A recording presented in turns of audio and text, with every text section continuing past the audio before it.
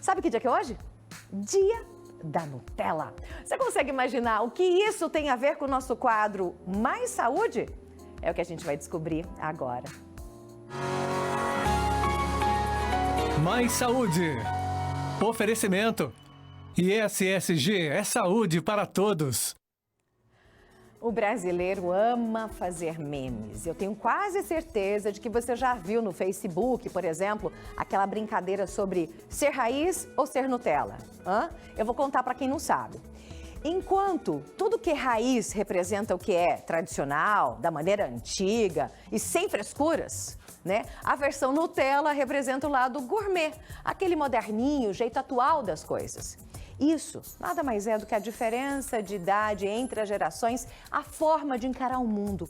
O quanto que isso é problemático? Alguns conflitos, será que poderiam ser evitados? Será que é tudo mimimi mesmo? Ou não? Para falar sobre isso, a gente vai conversar agora com a socióloga Carol e com a psicóloga Adilis Maia. Gente, obrigada por terem vindo, é um prazer recebê-los. A gente fala brincando, vê uns videozinhos, mas é para tratar, na verdade, de um assunto sério, né? Sim. Obrigada por terem vindo, viu? Obrigada pelo convite. Obrigada. A gente nem rotula, assim, seriamente o raiz e Nutella, só pra gente fazer uma brincadeira, já que hoje é o dia da Nutella, mas para tratar de um assunto sério, que é essa diferença entre as gerações e os conflitos que elas causam. Carol, você como socióloga, você vê isso Olha, no dia a dia?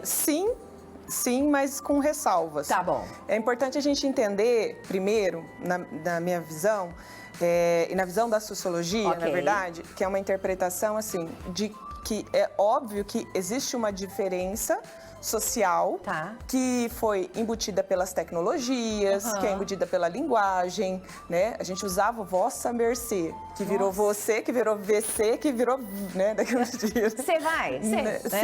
Cê. Então, as linguagens, elas representam, sim, Tá. a forma de comunicação e como eu entendo a realidade. Tá. Então, essa forma de comunicação mais ágil, menos teórica, mais superficial, de alguma forma, também moldou uma geração mais superficial, de alguma maneira. Ok. E quando a gente está falando de conhecimentos. Então, eu tenho um conhecimento mais científico e vou colocar um versus aí, mas não seria bem a palavra, talvez, um conhecimento mais que não é empírico, que dentro da ciência que a gente fala que é o do cotidiano, do senso comum, daquele que a mãe fazia dentro dos improvisos que a vida lhe permitia, da realidade que nos era permitido. Então, a nossa realidade hoje, ela se tornou muito mais complexa, porque hoje ela deixa de ser apenas o concreto, porque a gente convive constantemente entre o concreto e o virtual.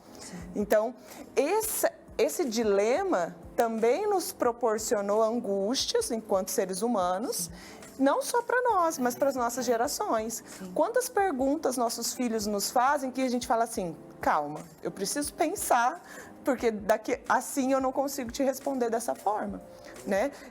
E até porque eu não tenho, às vezes, a linguagem que o meu filho precisa.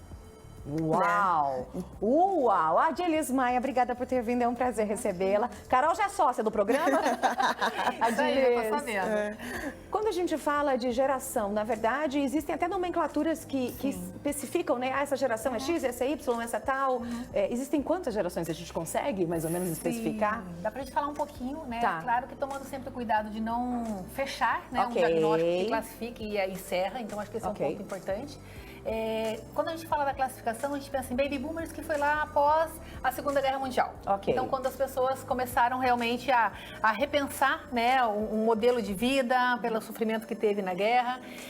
Depois entrou a geração X, que aí é sequencial, onde deixou de ser somente instinto de sobrevivência, mas passou a ter uma leitura em relação ao ter e a importância também de conquistar essa segurança.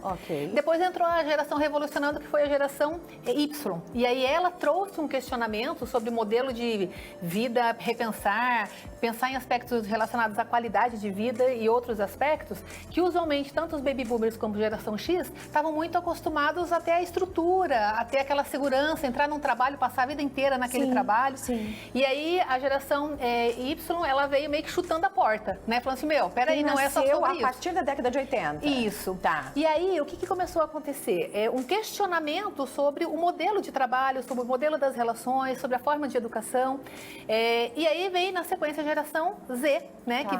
Que são os filhos da geração Y. Então, hoje, quando a gente pensa no mercado de trabalho, vamos colocar aqui, pelo menos, talvez não tão precisamente, mas uns 60% da geração Y está no mercado de trabalho, uns 20% mais ou menos da geração Z, que está entrando agora no mercado de trabalho, e uns 10% lá da geração X, então pensando populacionalmente falando. Okay. Só que quando a gente tem, e daqui a pouco entrando a Z, que é a que está já na sequência, e a Alfa, que é a moçadinha que está pequena agora. Ai, meu Deus. Então, se a gente parar para pensar, nós temos aí 3, 4 gerações, dependendo da organização, dependendo da empresa, convivendo no mesmo ambiente de trabalho. E daí você imagina o conflito que isso causa, né? Pensando em termos de visão de mundo, leitura do que é esperado dele dentro da empresa ou não, o que pode ser feito ou não. Mas eu entendo e concordo com a Carol, né, de não ser taxativo, né, nessa questão do diagnóstico de essa data e acabou, porque cada um tem sua individualidade, tem sua história. Mas a gente não pode negar a influência que existe de uma questão cultural, né? De um modelo educacional que foi construído e, consequentemente, o produto que a gente tem hoje, quando fala mimimi, e que entendo que é uma forma até desrespeitosa, né, muitas vezes, de tratar a nova geração, porque ele não vem como um conceito positivo, né? Quando fala mimimi, normalmente ele vem atrelado a um aspecto mais de desqualificação do que de qualificação. Então, isso já tende a iniciar um processo de comunicação, como a Carol estava trazendo, já mais desgastado, né? Com uma possibilidade de ruptura e não compreensão. E aí, quando a gente pensa no aspecto de o que se ganha quando se fala dessas mudanças geracionais, se a gente pensar como que era o nosso mundo lá no pós-guerra e o quanto que a gente evoluiu, a gente não pode só desqualificar. A gente precisa entender que, ok, tem aspectos que são difíceis de lidar, porque é diferente do que nós estamos habituados. Alguns aspectos, sim, precisam ser repensados, porque o comprometimento e o compromisso com algumas coisas, muitas vezes faz falta, né, na cultura que se tem hoje com algumas pessoas.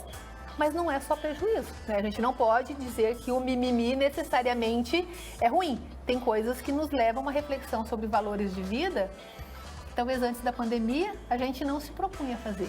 E hoje, depois disso, muita gente tem pensado em qualidade de vida, em alguns aspectos relacionais, numa perspectiva diferente. Então, eu acho que é complicado a gente julgar somente o positivo ou somente o negativo, né? Eu acho que tem que ter um bom senso e entender que de cada geração tem muita coisa boa que dá pra gente poder aproveitar. Carol, você é geração Y. Eu sou de 84. É Y. Tá. Eu sou Z. Não, você é X. Eu sou X. Você é quanto? Eu sou 79. Eu sou antes. Eu sou antes. Você é X. Eu sou X também. Vou 50 essa semana, então nós somos X.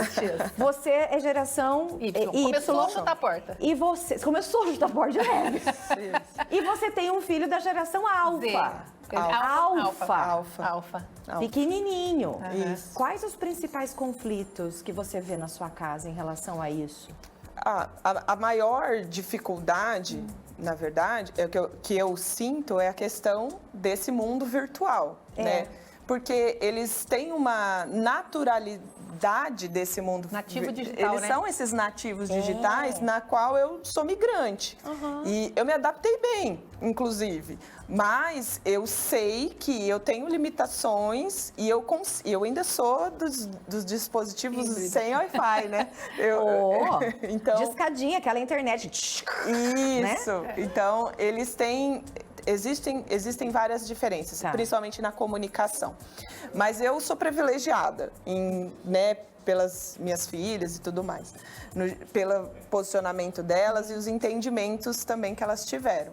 Mas eu sei que é muito complexo, porque eu também trabalho com crianças e a gente percebe que as famílias hoje se sentem muito angustiadas por não conseguir acompanhar. Exatamente. Né? E aí ela fala assim, não acompanho ele que faz, ele que mexe à vontade. Então, assim, são riscos, né, que estão sendo admitidos. Sim. Quanto à questão do mundo do trabalho, eu sempre levo em consideração assim, essas questões de gerações dentro do mundo do trabalho, o que acontecia? A gente tinha uma prerrogativa de que a gente trabalharia, a minha geração ainda é uma geração do mundo do trabalho. Então, assim, você vai trabalhar. Era isso. Agora, as minhas filhas, eu já percebo que elas já não têm essa prerrogativa. Tipo, o que você pretende? Eu pretendo viajar. Curtir. Eu falei assim, legal. E alguém tem que pagar como que você vai pagar isso? Né? Você sabe que eu sou limitada, eu sou finita, né? Eu não vou viver eternamente. Então, elas têm mais dificuldades para entender essa questão que era uma coisa muito mais embutida na minha geração. Até porque você trabalhava num banco, né? O pessoal tinha o sonho de fazer um concurso, de ser eterno, você fazia uma graduação, nós até estávamos trocando algumas figurinhas ali, né? Você fazia uma única graduação. Hoje é muito difícil quem está no mercado de trabalho, que não se atualiza, que não faz 2, 3 pós, que não está em outros. Eu tô fazendo minha terceira faculdade. Feliz e contente agora, tô tentando me adaptar. De X, eu tô tentando virar alfa. Nem não faria faculdade, né? Eu virei youtuber. Uma coisa muito legal disso que a gente está falando é assim, que só é possível essa nova geração ter esse olhar para a qualidade de vida da forma como eles se permitem, porque tem alguém que está bancando a conta. Porque tem ali uma geração X ou tem uma geração Y que está providenciando isso. Então, e esse é um ponto muito importante da gente compreender, porque tanto o aspecto educacional, de o que a gente tem para reclamar, o que a gente tem para falar, é produto da nossa formação, da nossa educação. Claro. Então eu vejo assim, é muito fácil falar, porque fulano lá é geração mimimi. Tá, mas muitas vezes você é pai e mãe da geração mimimi, você está formando a geração mimimi. Então aquilo que a gente critica do vizinho, na verdade o vizinho também critica da sua casa, porque é a forma como isso tudo está sendo construído, está sendo educado. E aí quando a gente cria esse conceito com o universo, né, como você está falando, o online e o físico, o online ele é muito mágico, né? Você clica e acabou e está ali. E não é mágico assim. A construção de uma trajetória, a construção de um recurso para poder viver tudo isso que a gente gostaria de viver, ele tem um processo na vida real. E agora com as novas tecnologias, né, com a ID e tudo mais, o quanto que a gente realmente vai ter uma transformação ainda maior para essa geração alfa.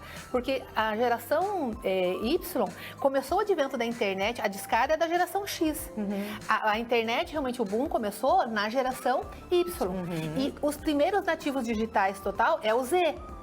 Então, agora a gente está indo já para uma nova tecnologia de automação, que é a alfa, que pensa em nível de esforço, o quanto que isso se reduziu. Né? Então, é um repensar sobre a vida realmente. Uau.